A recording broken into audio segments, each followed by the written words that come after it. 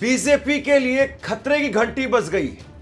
BJP के अपने लोग बगावत पर उतर आए और अंकिता भंडारी के लिए मानो पूरा उत्तराखंड इस वक्त में रो रहा है।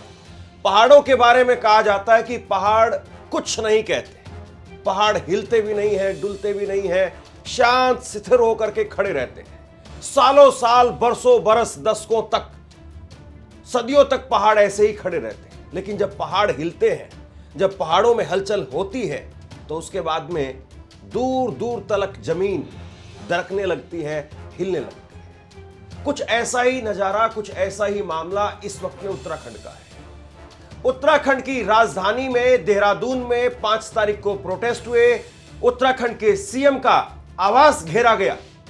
लेकिन अब 13 जिलों के अंदर उत्तराखंड में, और ये 13 जिले में इसलिए कह रहा हूं क्योंकि वहां पर बहुतायत है, बाकी पूरे उत्तराखंड में इस वक्त में अंकिता भंडारी को लेकर के प्रोटेस्ट हो, लोग सड़कों पर उतर रहे हैं, लोग फोन कर करके रो रहे हैं। वो कह रहे हैं कि कोई हमारी आवाज नहीं दिखा रहा है, कोई हमारी आवाज को मंच देने वाला नहीं है, मीडिया में कहीं पर बात नहीं हो रही है। इसमें आपने हमारे पहाड़ के लोगों की जो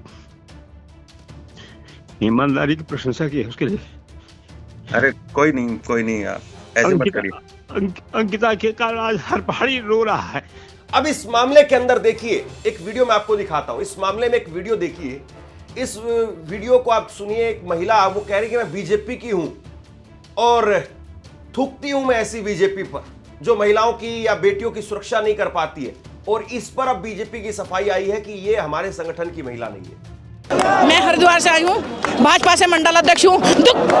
ऐसी भाजपा को, ऐसी गंदी भाजपा को जिसने आज हमें रुला दिया। हमारी पहाड़ की बेटी, 19 साल की बेटी के साथ ऐसा बलात्कार किया और फिर उसे धक्का दे दिया। मगर इन दरिंदों का पता नहीं था कि पहाड़ की देवी देवता भी होते हैं। वो ही बन के निकली है, नहीं तो 3 साल का मुद्दा कोई नहीं निकाल सकता।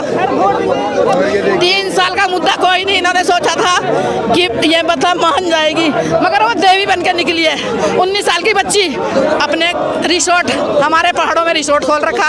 हमारे पहाड़ों में सर्विस चाहिए ना बेटियों की, हमारे पहाड़ों में इनको दारू चाहिए, हमारे पहाड़ों से। और बच्चे हमारे होटलों में बर्तन मांज रहे हैं, पढ़े लिखे बच्चे होटलों में। हमारे बच्चों को तो नौकरी है ही नहीं, हमारे बच्चों को नौकरी नहीं है।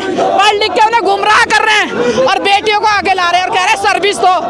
अरे धामी, अगर तू सर्विस गट्टू को लेके आ, सर्विस हम देंगे उसे।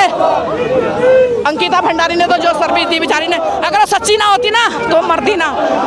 पहाड़ की बेटी थी, उसने कुछ सोचा का मेरे